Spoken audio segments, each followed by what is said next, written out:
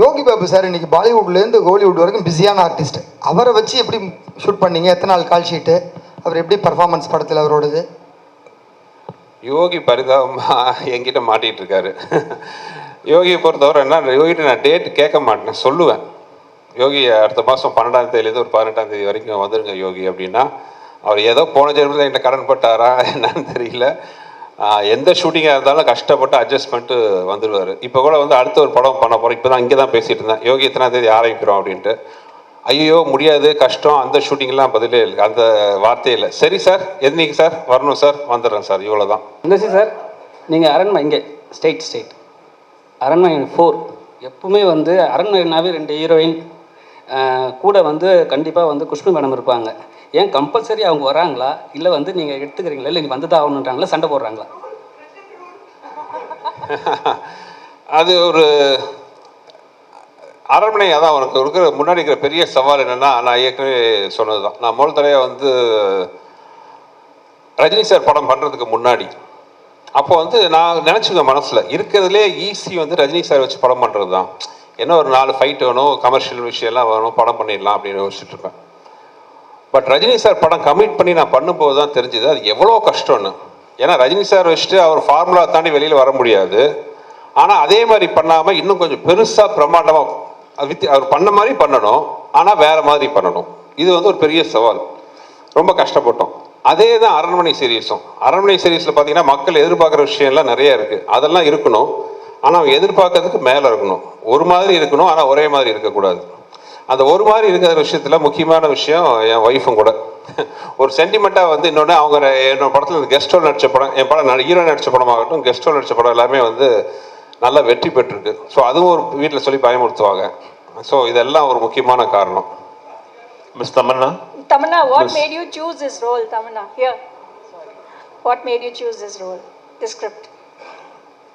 I mean, definitely one was Sundar C sir directing this film, because we've done action together before, and in the Kadai Kekambodu I just felt it was completely different, and Sundar C sir sonna madri நாங்கள் படம் எடுக்கும்போது ஒரு comfort, ஒரு understanding, ஒரு நம்பிக்கை ரொம்ப ரொம்ப முக்கியம்.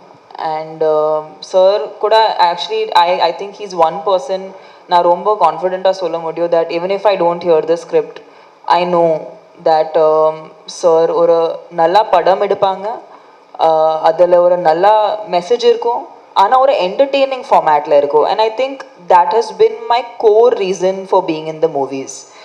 நீங்கள் எந்த விஷயம் சொன்னாலும் அது என்டர்டெய்னிங் இல்லைன்னா அது ஆடியன்ஸ்க்கு கரெக்டாக சேர முடியாது. So I think he is somebody who understands if you want to actually tell a good story, how to make it entertaining but also say something with it. So definitely it was Sundar C sir. I mean, it was very easy to make a choice. Miss Tamanna, here, right here, at the back. Hello. Hello. Ma'am, apparently when the director spoke, he said that, you were, you had to go through a difficult schedule because this was a very challenging role, and that you had to do a lot of stunts in this film. So did you actually undergo any particular training? How did you handle the challenge? I think there is a lot of physicality in the film, but it's not what usually comes under the understanding of stunts. It's more the challenge here was more emotional for sure. Sir kurta character na புரிஞ்சுக்கிறதுக்கு எனக்கு time படுச்சு, and I think that was very important that I should understand the character properly before I play it, and I just gave it my best and gave it a piece of my heart. So but I'm very thankful to Sundar C sir for giving me this opportunity, because I'm sure this is definitely going to be my best.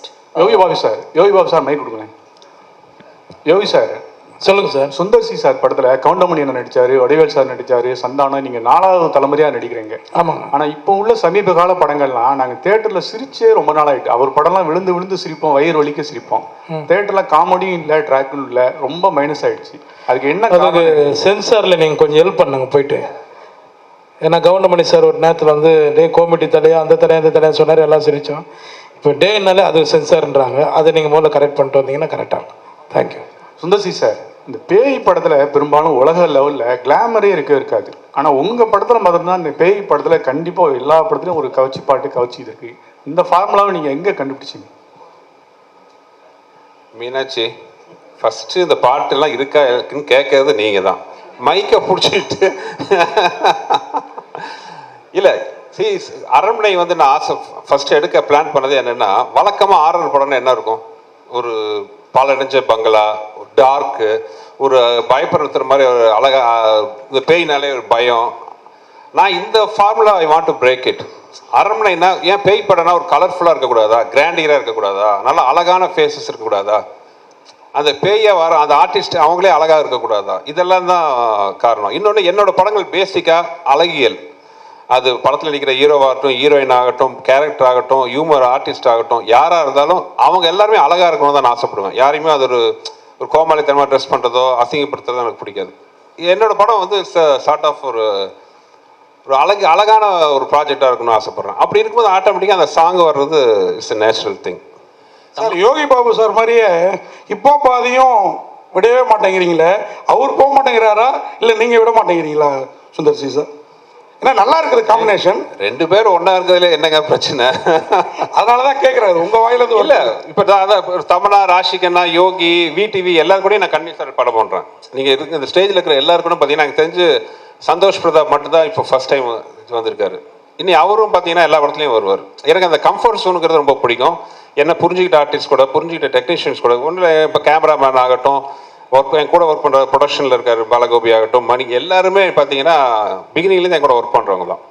So it's natural. விச்சு இருக்கார், என் முதல் படத்துலேயே என் கூட தான் இருக்கார். So it's a natural process. Kovai சார்லாம், ஆமாம், உங்களுக்கு தான் ஒரு கேள்வி.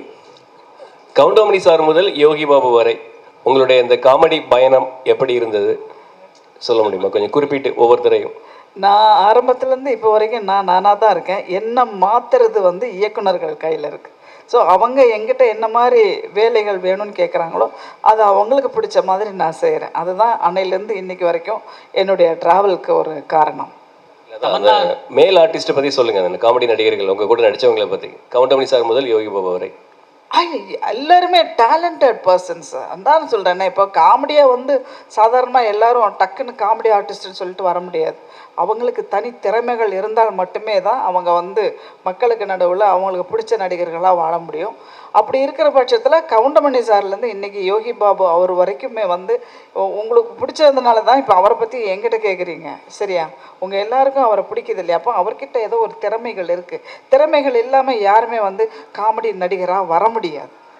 தமன்னா, நீங்கள் வந்து தேவி படத்தில் வந்து ஏற்கனவே இந்த மாதிரி ஒரு கேரக்டர் பண்ணியிருக்கீங்க. அதுலேருந்து இது எப்படி டிஃப்ரெண்ட்டாக இருக்கும்? தேவிக்கும் இந்த படத்துக்கும் கனெக்ஷனே கிடையாது actually. I think the genre is the same, it's a horror comedy. But அது தவிர கனெக்ஷனே கிடையாது ஒன்றும். தமன்னா, பெங்கால் டைகர் 2 பேரும் சேர்ந்து பண்ணியிருக்கீங்க. ஸோ இந்த படத்துலையும் சேர்ந்து ஆக்ட் பண்ணியிருக்கீங்க. நீங்கள் ஸ்டேஜில் பேசும்போது சொல்லியிருந்தீங்க எனக்கு ரொம்ப கம்ஃபர்ட் ராஷிகண்ணா, ஸோ எல்லா விஷயத்தையும் ஷேர் பண்ண முடியும் அப்படின்னு. ஸோ வேறு இந்த செட்டில் வேறு யார்கிட்டும் நீங்கள் ஷேர் பண்ணாத விஷயங்கள் இருக்கா? அவங்க தான் உங்களுக்கு ரொம்ப கம்ஃபர்ட்டாக இருந்தாங்களா? I think you'll have to see the film because I mean I don't know, Tamanna, you want to add something? The thing is, Raashi நானும் கண்டிப்பாக இந்த படத்துக்கு அப்புறம் நிறைய பேர் நமக்கு மெனி மோர் காம்பினேஷன், இல்லை ஹீரோஸ்க்கு இப்படி காம்பினேஷன் இருக்கும் அந்த மாதிரி. ஐ எம் ஹோப்பிங் இந்த படத்துக்கு அப்புறம் நாங்கள் 2 பேருக்கும் காம்பினேஷன் வச்சுக்கிட்டு இன்னும் நிறையா படங்கள் எடுப்பாங்க. Because I think the most important thing is both of us are very secure actors. And ராஷியோட ஜேர்னி நான் பார்த்துருக்கேன், ரொம்ப இன்ஸ்பைரிங்காக இருக்குது. ஏன்னா இந்த மேடையில் வந்து இவ்வளோ தமிழ் பேசுகிறது, இவ்வளோ அவங்களோட டெடிகேஷன், அவங்களோட ஃபிட்னஸ் பற்றி இருக்கலாம், அவங்களோட பேசுகிற டைலாக்ஸ் பற்றி இருக்கலாம், அந்த மாதிரி டெடிகேஷன் நான் பார்த்ததே இல்லை இந்த recent times. It matches her. Not even close. No. I think she's so much of her own, and I get inspired by her. And when we did a film together, appo genuine or a bond form ஆயிடுச்சு. And of course we're not like chuddy buddies, we don't talk every day, but whenever we meet ஒரு ரொம்ப fondness, ஒரு comfort, ஒரு லேயரே எல்லாமே பேச முடியும் அந்த மாதிரி ஒரு person she is. So we don't have any interesting anecdotes from the film, but actually share a very strong bond with Rashi. Rashik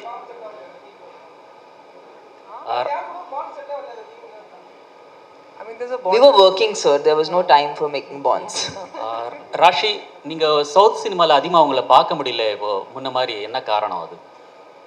Actually, I've never planned where I want to work. I think content, wherever I get to do content or wherever I feel satisfied as an actor, I go there. And I think I'm working in Telugu also. Aranmane is also coming. I have more films in Tamil also. So I'm trying to balance all the industries. There's no reason as such that, why are you not working here? When I was working here, people would ask me, when are you going to Bollywood? When are you doing Hindi? Now when I'm doing Hindi, they're asking me, why are you not doing South? So I don't know where to go.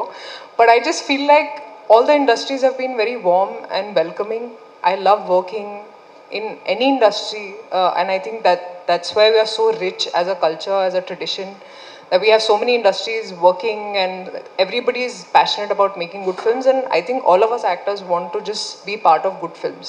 And I'm very happy that like Tamanna, I also got an opportunity to work in almost all the industries. I think we've covered all industries, and I think that's a huge plus today, so I'm very proud of my journey, and wherever it takes me, even if I get more Tamil films, of course I'd love to do more content here also, in Telugu also, in Hindi also. Wherever cinema will decide where it will take me. Sundar C sir, அரண்மனை 4 மாதிரி அரண்மனை 5 வரும்னு நாங்கள் எதிர்பார்க்குறோம். ஏன்னா CBI diary group அந்த காஞ்சனா மாதிரி பாட்டு தான் 4 பாட்டு வந்திருக்கு. நீங்கள் 5 வந்து எடுப்பீங்க நம்புகிறோம். மீனாட்சி தான். எங்களுக்கு ஒரே ஒரு கேள்வி, அந்த அரண்மனை 5வது இந்த மாதிரி விழாவுக்கு ஃபங்க்ஷனுக்கு தயாரிப்பாளர் இருக்கிற குஷ்பு மேடம் வந்து ஒரு மத்திய அமைச்சராக வருவாங்களா? போலீஸ் ப்ரொடக்ஷன், ஒரு பெரிய பாதுகாப்பு, இது அதற்கான வந்து யோகம் இருக்கா? அதுக்கான வாய்ப்பு இருக்கா? No politics sir. சுந்தர்சி அது வேற டிபார்ட்மெண்ட் சார். சுந்தர் வந்து அரண்மனையில் வந்து சுந்தர்சி சார் தான் ஹீரோ அண்ட் டைரக்டர், சரிங்களா? இதுக்கப்புறம் எடுக்கிற படத்துலேயும் வந்து அவர் தான் ஹீரோ அண்ட் டேரக்டர் வருமா? ஏன் ஹீரோவுக்கு பஞ்சமா, இல்லை வந்து ஹீரோ வந்து கரெக்டாக வந்து உங்களுக்கு ஒர்க் பண்ணி தர மாட்டாங்களா? இல்லை, நான் அப்போயே சொல்லிட்டேங்க, அரண்மனைங்கிறது ஃபீமேல் சென்ட்ரிக்.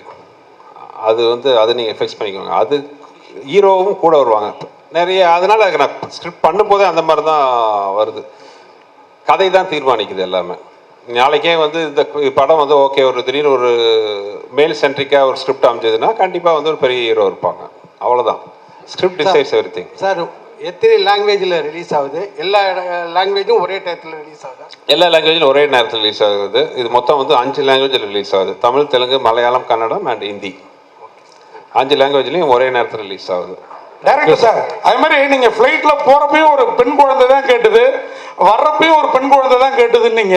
ஆக்சுவலாக இந்த மாதிரி படங்களை வந்து குழந்தைங்க எல்லாருக்குமே பிடிக்கும்.